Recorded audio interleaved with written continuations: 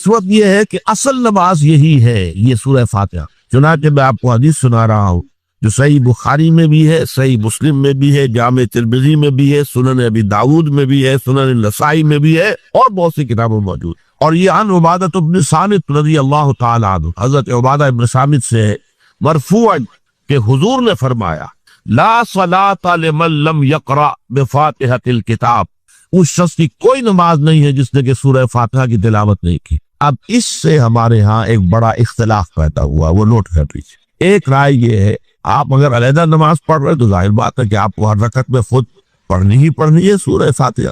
جب باجماعت پڑھ رہے ہیں، اب کیا امام پڑھ رہا ہے سورہ فاتحہ تو کیا مقتدی کو بھی پڑھنی چاہیے؟ اس حدیث میں جو الفاظ کی شدت ہے اس کی بنا پر رجحان یہ ہوتا ہے کہ یقیناً اس صورت میں ہر شخص کو لا صلاۃ لمن لم یقرأ بفاتحۃ الکتاب، جس نے کہ فاتحہ کی تلاوت نہیں کی، قرات نہیں کی، اس کی کوئی نماز ہی نہیں ہے۔ تو یہ موقف ہے امام شافعی کا، یہی مسلک ہے ہمارے اہل حدیث بھائیوں کا کہ آپ چاہے اکیلے نماز پڑھ رہے ہو، چاہے امام کے پیچھے پڑھ رہے ہو، اور چاہے امام جو ہے وہ جہری رکعت پڑھا رہا ہے اور چاہے سری رکعت پڑھا رہا ہے۔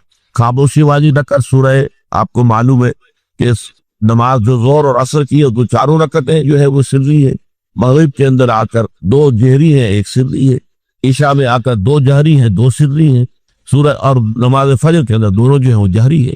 تو چاہے جہری ہو چاہے سری ہو، آپ کو بھی لازماً جو مقتدی ہے اسے بھی سورہ فاتحہ پڑھنی ہوگی۔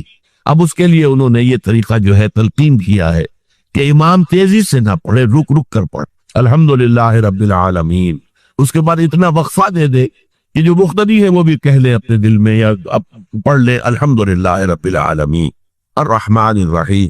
یہ رک رک کر پڑھنا، خاص طور پر اگر آپ کو موقع ہوا ہو کسی اہل حدیث امام کی امامت میں نماز ادا کرنے کا، تو آپ دیکھیں گے کہ بڑا فرق ہے۔ ہمارے جو حنفی امام الحمدللہ رب العالمین الرحمن الرحیم مالک یوم الدین ایاک نعبد و ایاک نستعین، چار آیتیں جو ہے وہ بھی ایک سانس میں پڑھ جائے گی۔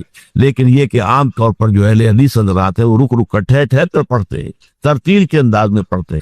یا پھر دوسری شکل انہوں نے ایک اور کی، یہ آپ سعودی عرب میں جب کبھی نماز پڑھیں گے اور آپ پڑھی ہو آپ نے تو وہاں آپ دیکھیں گے کہ امام جو ہے وہ سورہ فاتحہ پڑھنے کے بعد ایک منٹ جو ہے خاموش رہتا تاکہ آپ اب جو مقتدی ہیں وہ اس وقفے میں وہ اب سورہ فاتحہ پڑھ لیں، پھر وہ قرات کرے گا، کوئی اور آیات اس نے شامل کرنی ہے تو بعد میں شروع کرے گا، درمیان میں وقفہ ہو۔ لیکن ایک مسلک یہ، اور یہ مسلک جو ہے یہ در حقیقت قرآن مجید کی ایک آیت کے اوپر مبنی، سورہ اعراف کے آخر میں فرمایا گیا وَإِذَا قُرِئَ الْقُرْآنُ فَاسْتَمِعُوا لَهُ وَأَنصِتُوا، جب قرآن پڑھا جا رہا ہو تو توجہ سے اسے سنو، خود خاموش رہو۔ اب یہ قرآن مجید کی آیت ہے، اس کے بنا پر ایک رائے یہ ہے کہ آپ امام کے پیچھے سورہ فاتحہ نہیں پڑھے، پڑھا جا رہا ہے سنو اس کو، خود خاموش رہو۔ اور اس کے لیے وہ دلیل دیتے ہیں کہ یہ شکل ایک وفد کی سی ہے، جیسے کسی بڑی شخصیت کے پاس اگر آپ کا کوئی وفد جاتا ہے، 8-10 افراد ہے، ان میں سپوکس مین ایک ہوتا ہے، وہ بات کرتا ہے، باقی سب لوگ موجود رہتے ہیں، سنتے ہیں۔ اسی طریقے سے امام جو ہے وہ گویا کہ آپ کا نمائندہ ہے اور وہ پڑھ رہا ہے الحمدللہ رب العالمین الرحمن الرحیم مالک یوم الدین، تو امام کی قرات ہی آپ کی بھی قرات ہو گئی۔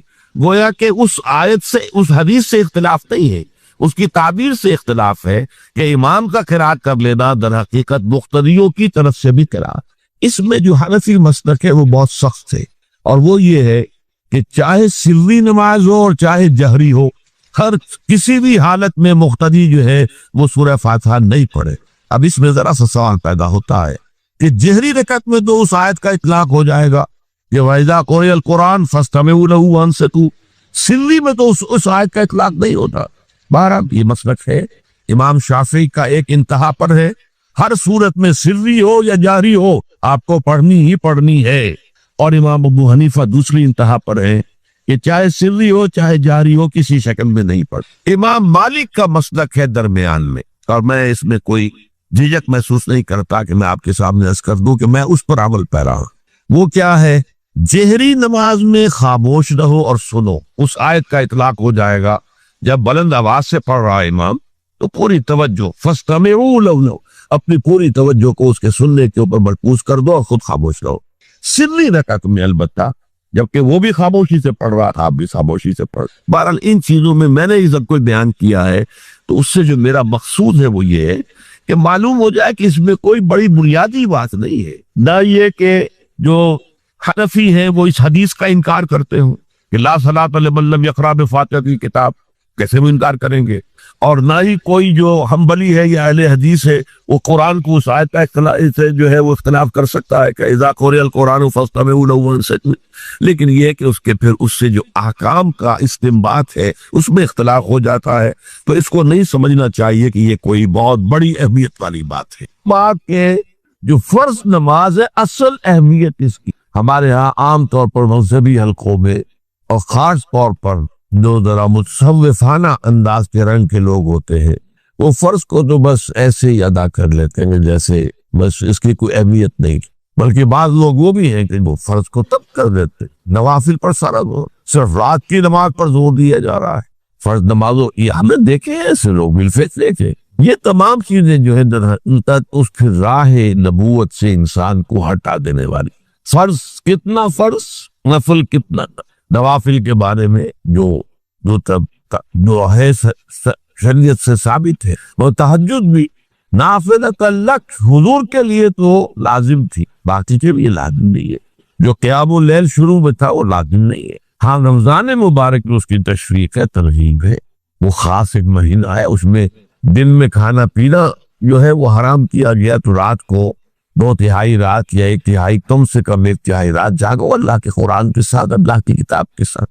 تو یہ اصل میں جو توازن ہے یہ جو ہے بہت ضروری. ارأیت اذا صلیت الصلوات مکتوبات، حضور آپ نے دیکھا، غور فرمائیے کہ اگر میں جو فرض نمازیں ہیں وہ ادا کر دوں. اب مثلا ایک حدیث مجھے اور یاد آئی، فرض نماز کی اہمیت کو بیان کرنے کی حضور نے فرمایا جس شخص نے عشاء کی نماز بھی جماعت کے ساتھ ادا کی اور پھر فجر کی نماز بھی جماعت کے ساتھ ادا کی، اس کے لیے پوری رات کا قیام لکھ دیا جائے. فرض کی ہے اذا صلیت المکتوبات الصلوات المکتوبات وصمت رمضان، اور میں روزہ بھی رمضان کے روزے رکھ دو. باقی روزہ رکھنا آپ کی مرضی پر ہے، رکھے ٹھیک ہے، لیکن وہ جو لازم نہیں. نجات کے لیے لازم جو بیس لائن ہے وہ جو عبادات فرض، اس کے بعد جتنا آدمی اضافہ کر سکے. حالات تو بھی دیکھے، بعض حالات ایسے ہوں گے کہ اس میں اصل اہمیت جہاد کی ہو جائے گی، قتال کی ہو جائے گی. اب ایسا حال بھی ہو سکتا ہے کہ اسلامی نظام قائم ہے، اسلامی حکومت قائم ہے، نظام خلافت قائم ہے، تو اب قتال کا معاملہ جو وہ حکومت کے ذمہ ہے، حکومت انتظام کرے گی. اگر کہیں 10,000 آدمی چاہیے، 10,000 آدمی نکل آئے چل جانے کے لیے، تو باقی آرام سے گھر میں سوئیں یا نوافل پڑھیں، ساری رات کھڑے رہے، ٹھیک ہے. یہ تقرب بالنوافل کا موقع ہوگا. لیکن اگر اللہ کا دین جو ہے وہ مغلوب ہے، پامال ہے، اسے پاؤں تلے رودا جا رہا ہے، شریعت کی دھجیاں بکھیری جا رہی ہیں، عوامر کا استہزاء ہو رہا ہے، اور جو منکرات ہیں ان کی تبلیغ ہو رہی ہے، اس وقت آدمی نوافل پہ لگا رہے، وہاں تو فرض ہو جائے گا. امر بالمعروف نہی عن المنکر، جہاد، اس کی جو بھی تقاضے ہو، اس وقت سارے تقاضے اس کو بیان کرنے کا موقع نہیں. اس اصل سے وہ اس فرض کو ترک کر کے نوافل میں لگیں گے، یہ نوافل کے اوپر دے مارے جائے.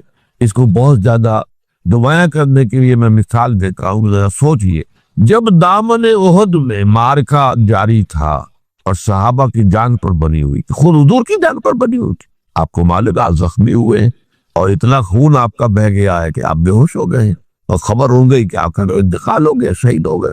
اس وقت اگر کوئی شخص مسجد نبی میں بیٹھا ہوا درود کی تسبیح پڑھ رہا ہو یا کوئی اور نوافل ادا کر رہا ہو یا قرآن پڑھ رہا ہو، تو اس کے بارے میں کیا حکم آپ کا ہو؟ پکا منافق. حالانکہ کام تو وہ اچھے کر، درود کی کتنی فضیلت آئی ہے، اور نوافل ہے یا قرآن کا پڑھنے کا ایک ایک حرف کا 10 نیکیوں کا ثواب ہے. حق کے فوراً بعد والدین کے حق کا ذکر ہے. سورہ بقرہ کی آیت نمبر 83، اس میں بھی اللہ کے حق کے بعد والدین کا. سورہ نساء کی آیت نمبر 36، اللہ کے ساتھ شرک مت کرو، اللہ کی بندگی میں کسی کو شریک نہ ٹھہراؤ، والدین کے ساتھ حسن سلوک. سورہ انعام کا 19واں رکوع، توحید خداوندی کے فوراً بعد والدین کے ساتھ حسن سلوک. اسی طرح یہاں اور ایک مقام تو اور ہے جو ہم اپنے منتخب نصاب میں پڑھ چکے ہیں، جہاں اس طرح بریکٹ کیا ہے اللہ نے انشکرنی ولے والدین، کرو شکر میرا اور اپنے والدین. اس میں نوٹ کر لیجئے چونکہ ادائے حقوق کا فلسفہ ہے، جیسا کہ میں تمہیدی جو گفتگو ہے اس میں عرض کر چکا ہوں. معاشرت کے اندر اصل سے دیکھنی ہے کہ کس کا کیا حق، وہ حق ادا کیے. اس میں ظاہر بات ہے کہ سب سے بڑا حق تو انسان پر اللہ کا ہے. خالق وہ، مالک وہ، رازق وہ، اور حقیقتاً رب بھی وہی ہے، پالنے والا وہی ہے. البتہ پالنے میں اللہ نے ذریعہ بنایا ہے والدین کو. انسان وجود میں آتا ہے والدین کے ذریعے. یہ جو بھی نعمت وجود عطا ہوئی ہے اس میں بھی ذریعہ واسطہ والدین بنے.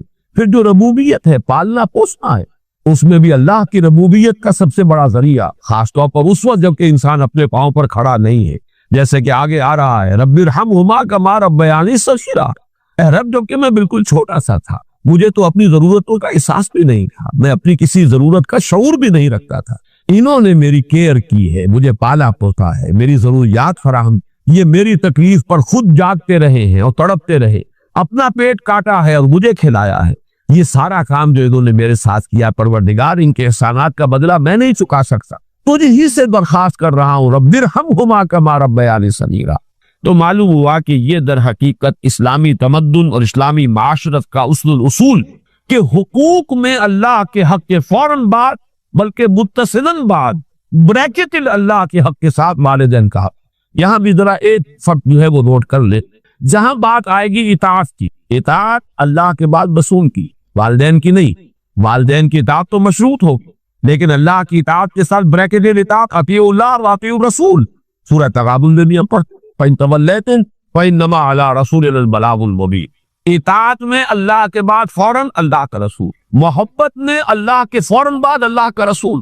قُلْ إِنْ كَانَ آبَاؤُكُمْ وَأَبْنَاؤُكُمْ وَإِخْوَانُكُمْ وَأَزْوَاجُكُمْ وَعَشِيرَتُكُمْ وَأَمْوَالٌ اقْتَرَفْتُمُوهَا وَتِجَارَةٌ تَخْشَوْنَ كَسَادَهَا وَمَسَاكِنُ تَرْضَوْنَهَا أَحَبَّ إِلَيْكُم مِّنَ اللَّهِ وَرَسُولِهِ وَجِهَادٍ فِي سَبِيلِهِ. تو گویا کہ اطاعت میں بھی اللہ کے فوراً بعد اللہ کا رسول صلی اللہ علیہ وسلم، محبت میں بھی اللہ کے فوراً بعد اللہ کا رسول صلی اللہ علیہ وسلم. لیکن ادائے حقوق، شکر، اس میں اللہ کے فوراً بعد والدین. معلوم ہوا کہ ہر چیز کا اپنا ایک تقاضا ہے، ہر مضمون میں اپنی ایک ترتیب علیحدہ ہو جائے گی. جہاں بات ارکان اسلام کی ہوگی، ارکان اسلام میں کلمہ شہادت کے فوراً بعد نماز کا ذکر آئے گا. لیکن جہاں حقیقت ایمان کا تذکرہ ہوگا، ایمان کے فوراً بعد جہاد کا ذکر آئے گا. ہر شے میں اپنے مضمون کے اعتبار سے ترتیب ہے وہ بدل جائے گی. تو یہاں نوٹ کیجئے وَقَضَىٰ رَبُّكَ أَلَّا تَعْبُدُوا إِلَّا إِيَّاهُ وَبِالْوَالِدَيْنِ إِحْسَانًا. اب یہاں خاص طور پر جو نوٹ کرنے کی بات ہے وہ یہ ہے کہ در حقیقت یہ بھی معاشرتی استحکام اور خاص طور پر خاندان کے ادارے کے استحکام کے لیے بہت بنیادی ہدایت ہے. میں عرض کر چکا ہوں جب سورہ تحریم کے تمہیدی مضامین ہم بیان ہو رہے تھے، ان پر غور کر رہے تھے کہ خاندان کے ادارے کا استحکام، ایک تو مرد کی سربراہی، الرجال قوامون علی النساء، یہ ایک مثبت حکم ہے، مثبت ہدایت ہے. اس لیے کہ اگر برابر کے دو سربراہ ہو جائیں گے تو وہاں فساد ہوگا، بدنصبی. مرد کی قوامیت، اس کی سربراہی، اس کی حاکمیت. نمبر دو، والدین کے ساتھ حسن سلوک. یہ جو تصور آج کی دنیا میں ہو چکا ہے، جو خاندانی نظام کی چولیں ڈھیلی ہوئی، اس کا اصل سبب یہ کہ والدین بھی اولاد کو اپنی لائبلٹی سمجھتے ہیں، اور پھر اولاد بھی والدین کو اپنی لائبلٹی سمجھتے، ایسٹس نہیں سمجھتے، بلکہ یہ کہ ایک طرح کا بوجھ. خاص طور پر والدین بوڑھے ہو گئے، اب ان کی دیکھ بھال ہے، ان کی ضرورتیں پوری کرنی ہے، ان کے لیے ادب نہیں ہے، ان سے محبت نہیں رہی مغربی معاشرے کے اندر. اس کے خاندان کے نظام اس طرح اس کی چولیں جو ہے ڈھیلی ہو چکی. اولڈ ہاؤسز بنا دیجئے، اب وہاں پر ان کو ڈال دیجئے. اب ہمارے معمولات میں خامخواہ خلل پڑتا ہے، ہماری پرائیویسی میں خامخواہ یہ دخیل ہوتے ہیں. یہ جو کیفیت ہو چکی ہے در حقیقت یہ بھی گویا کہ اس معاشرے کے فساد اور اس تمدن کی جڑ کاٹ دینے والا. لہذا قرآن مجید نے، جیسا کہ میں اس سے پہلے عرض کر چکا ہوں، جیسے یہ ہال ہے، اس کی لمبائی، چوڑائی، اونچائی، یہ 3 ڈائمنشنز ہے. اسی طریقے سے خاندان کے ادارے کی پہلی ڈائمنشن رشتہ ازدواج ہے، ایک مرد اور ایک عورت کے مابین. یہاں سے تو خاندان کی بنیاد پڑی. اس کے استحکام کے لیے الرجال قوامون علی النساء، مرد جو ہے قوام ہے عورتوں. پھر جب ان کے ہاں اولاد ہوئی، اب سیکنڈ ڈائمنشن ایڈ ہو گئی، اب والدین اور اولاد کا رشتہ ہے. یہ رشتہ مستحکم ہے. اس رشتے کے ضمن میں ہم وہ مثبت اور منفی دونوں پہلو دیکھ چکے ہیں جو ہمارے اس منتخب نصاب میں آ چکے ہیں۔ سورہ تغابن والدین کو ہدایت کی گئی، ان من ازواجکم واولادکم عدو لکم فاعقروہ انما اموالکم واولادکم فتنہ۔ ایک طرف تو خود محتاط رہو ان کی محبت کی وجہ سے کہیں تم اپنی عاقبت برباد نہ کر بیٹھو، ان کے لیے جو بھی کرنا ہے اچھے سے اچھا کرو لیکن حلال کے دائرے کے اندر، اللہ کے حقوق کو، اللہ کی حدود کو قائم رکھو۔ دوسری طرف مثبت حکم دیا گیا، یا ایھا الذین آمنوا قوا انفسکم واہلیکم نارا، اہل ایمان اپنے گھر والوں کو، اہل و عیال کو، اپنے آپ کو بھی، اپنے اہل و عیال کو بھی آگ سے بچاؤ۔ یہ تمہارا مثبت فرض ہے، یہ تمہاری مثبت ذمہ داری ہے، تمہیں یہ فرض ادا کرنا ہے کہ ان کو اچھی ان کی تربیت کو، ان کو اللہ کی طرف، اللہ کے دین کی طرف ان کو رغبت دلاؤ تاکہ ان کی عاقبت سنورے اور وہ آخرت میں جہنم کے عذاب سے بچ سکے۔ اب یہاں جو ہے در حقیقت یہ دوسری ڈائمنشن آ رہی ہے کہ اگر والدین کا ادب، ان کا احترام معاشرے کے اندر یہ قدر موجود ہو تو پھر والدین بھی اپنے آپ کو پورے طور پر انویسٹ کر دیں گے اولاد کے اندر۔ لیکن اگر عام طور پر یہ نظر آ رہا ہو کہ اولاد تو والدین کی پرواہ نہیں کرتی تو والدین بھی پھر فکر کریں گے، اپنی کمائی میں سے کچھ بچا کر رکھے، اپنے مستقبل کے لیے کچھ اہتمام کرے، وہ اپنے آپ کو پورے طور پر انویسٹ کرنے کے لیے تیار نہیں ہوگی۔ اور جیسا کہ آج کل آپ مغرب میں دیکھ رہے ہیں، خاص عمر ہوئی ہے لڑکے کو بھی گھر سے نکال دیا، جاؤ اب کھاؤ پیو کماؤ، یہاں تک کہ لڑکیوں کو نکال دیں، جاؤ اپنے پاؤں پر کھڑے۔ اس لیے کہ اب ہمیں جو کچھ کمانا ہے وہ اپنے مستقبل کے لیے، اپنے بڑھاپے کے لیے، اپنا بڑھاپا انشور کرنا ہے، ہمیں اس کے لیے آسائشوں کا اہتمام کرنا ہے۔ ہم تمہیں اب اپنی لائبلٹی نہیں سمجھ سکتے۔ اللہ کا فضل و کرم ہے کہ ہمارے مشرقی معاشرے میں ابھی تک وہ اقدار موجود ہے کہ والدین بھی اپنے آپ کو بالکل نہیں انویسٹ کرتے ہیں اولاد میں، اعتماد کرتے ہیں، اس لیے کہ اولاد بھی بالعموم یہ شکل ابھی ہمارے معاشرے میں موجود ہے کہ بڑھاپے میں والدین کا سہارا بنتے ہیں، ان کے لیے، ان کی خدمت کرنے کے لیے اپنی امکانی حد تک قبر بستہ رہتے ہیں۔ تو یہ بھی در حقیقت باہمی اعتماد، خاندانی کے ادارے کے استحکام کا ایک بہت بڑا ذریعہ، وہ بات ہے جو یہاں تفصیل سے آ رہی ہے۔ وَقَضَىٰ رَبُّكَ أَلَّا تَعْبُدُوا إِلَّا إِيَّاهُ وَبِالْوَالِدَيْنِ إِحْسَانًا، والدین کے ساتھ حسن سلوک۔ اور اس مقام پر، اس مضمون پر یہ مقام ذروۂ سلام ہے قرآن مجید، جتنی تاکید یہاں آئی ہے اور جتنے اسلوب کے ساتھ اس کو بیان کیا گیا ہے یہاں، واقعہ یہ ہے کہ یہ ذروۂ سلام چوٹی ہے قرآن مجید کی اس موضوع۔ انتا یبلغن عندک الکبر احدہما او کلاہما، اگر پہنچ ہی جائیں تمہارے پاس کبر، بڑی عمر کو، بڑھاپے کو، احدہما ان دونوں میں سے کوئی ایک، او کلاہما یا وہ دونوں، فقل فلا تقل لہما اف، تو انہیں اف تک مت کہو۔ یہ اف کیا شے؟ اف عربی زبان میں کہتے ہیں قابل نفرت شے، جس سے گھل آتی ہے، جیسے کہیں کوئی غلاظت ہے یا کہیں پر کوئی یہ ناخن تراشے گئے ہیں وہ کہیں پڑے ہوئے، ان سے جن سے انسان کو گھل سی آتی ہے۔ یہ ہے لفظ، اس کا مادہ جو ہے حمزہ اور فا، اس کا مادہ یہ ہے۔ تو اف کہنا جو ہے در حقیقت کچھ نفرت کا، استحقار کا انداز۔ فلا تقل لہما اف، تو انہیں اف تک مت کہو۔ قرآن مجید میں یہ لفظ آیا ہے، ایک تو یہ کہ حضرت ابراہیم علیہ السلام نے کہا تھا اف لکم وما تعبدون، بڑی نفرت و حقارت کے ساتھ اپنی قوم سے خطاب کر کے کہا تمہارے لیے اور تمہارے معبودوں کے لیے اف ہے تم پر بھی اور تمہارے معبودوں پر، یعنی یہ کہ میں ان سب سے بری ہوں اور میرا ان سے کوئی کسی قسم کا کوئی تعلق نہیں۔ انی وجہت وجہی للذی فطر السماوات والارض حنیفا وما انا من المشرکین۔ اور یہ لفظ ایک مرتبہ آیا ہے سورہ احقاف کی آیت نمبر 17 میں کہ جو ناخلف اولاد ہوتی ہے وہ اپنے والدین سے جس طریقے سے مخاطب ہوتی ہے، اف لکما اتعداننی، کیا آپ ڈھکوسنے کی باتیں کر رہے ہیں؟ کیا مجھے بتا رہے ہیں کہ میں جب مر جاؤں گا اور مٹی ہو کر مٹی میں مل جاؤں گا پھر مجھے اٹھا لیا جائے گا؟ تو وہاں بھی لفظ اف آئے، تو یہاں نوٹ کیجئے فلا تقل لہما اف، انہیں اف تک نہ کسی معاملے میں کہیں انہیں یہ احساس، اس کا اصل مفہوم سمجھیے، ان کے احساسات مجروح نہ، یہ ہمیں کوئی اپنے اوپر بوجھ سمجھ رہے ہیں یا یہ کہ ہم سے کسی درجے میں کوئی نفرت کر رہے ہیں، ہمیں اب کوئی بنظر استحقار دیکھ رہے ہیں۔ اولاد کی طرف سے یہ طرز عمل والدین کے لیے ظاہر بات ہے کہ نہایت ان کے جذبات کو مجروح کرنے والا ہوگا۔ فلا تقل لهما اف ولا تنهرهما، جھڑکو مت۔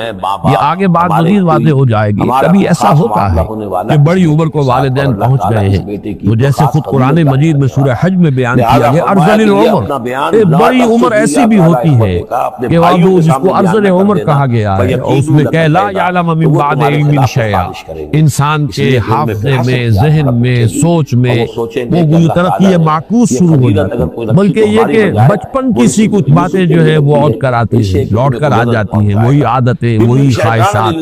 ظاہر بات ہے کہ اس وقت والدین کی ہر بات نہیں مانی جا سکتی، ان کی کسی فرمائش کو رد بھی کر دینا پڑے گا، لیکن لا تنہر، جھڑکو مت۔ بات جو ہے وہ قل لہما قولا کریما، بات کرو ان کے ساتھ نرمی کے ساتھ، ادب کے ساتھ، شائستگی کے ساتھ۔ کسی فرمائش کو اگر رد نہیں کر دینا ہے تو جھڑکنے کے انداز میں، ڈانٹنے اور ڈپٹنے کے انداز میں، وَلَا تَنْهَرْهُمَا وَقُلْ لَهُمَا قَوْلًا كَرِيمًا، اور ان سے بات کیا کرو، گفتگو کرو، ان کے سے مخاطب تو بڑے ادب کے ساتھ، نرمی کے ساتھ، شائستگی کے ساتھ، تہذیب کے ساتھ، ان کے مقام اور مرتبے کو ملحوظ رکھو۔ کہ تین جو سب سے بڑے بڑے گناہ ہیں، وَالَّذِينَ لَا يَدْعُونَ مَعَ اللَّهِ إِلَٰهًا آخَرَ، وہ لوگ کہ جو اللہ کے ساتھ کسی اور الہ کو پکارتے نہیں ہیں، کسی اور سے دعا نہیں کرتے۔ وَلَا يَقْتُلُونَ النَّفْسَ الَّتِي حَرَّمَ اللَّهُ إِلَّا بِالْحَقِّ، نہیں انسانی جان کو قتل کرتے ہیں جسے کہ اللہ نے محترم قرار دیا ہے مگر حق کے ساتھ، یعنی کوئی قانون کی دفعہ ان کے اوپر لاگو ہو جائے تو بات دوسری ہے۔ قتل عمد کے قصاص میں قتل ہوگا، یا یہ کہ زنا اگر شادی شدہ مرد یا عورت کرتے ہیں تو ان کی سزا جو ہے وہ رجم ہے، جو قتل کی ایک بہت ہی شدید شکل ہے، یا مرتد کی سزا قتل ہے، اور یا پھر یہ ہے کہ کافر کو قتل کیا جا سکتا ہے جو حربی ہے، جس کے ساتھ جو جنگ ہے وہ ڈکلیئرڈ۔ ان چار صورتوں کے علاوہ کسی انسان کو کسی حالت میں کسی جذبے کے تحت قتل کرنا جائز نہیں ہے، حرام مطلق۔ یہ ہمارے ہاں جو عزت کے نام پر آنر کلنگز جو ہو رہی ہوتی ہے، یہ سب کے سب جو ہے جرم ہے اسلام کی نگاہ میں۔ کسی کو یہ حق حاصل نہیں ہے کہ اس طرح سے اپنے ہاتھ میں قانون پڑے، لیکن اس کے بعد فرمایا تھا کہ جو لوگ یہ کام کرتے ہیں تو پھر یہ ہے یلقا اسامہ، وہ اس کی پاداش بھگت کر رہے ہیں۔ یضاعف لہ العذاب یوم القیامہ، ان کے لیے قیامت کے دن عذاب دگنا کر دیا جائے گا، بڑھا دیا جائے گا۔ وَيَخْلُدْ فِيهِ مُهَانًا، اور وہ رہیں گے اس میں ہمیشہ ہمیش نہایت ذلت کے ساتھ، رسوا ہو کر۔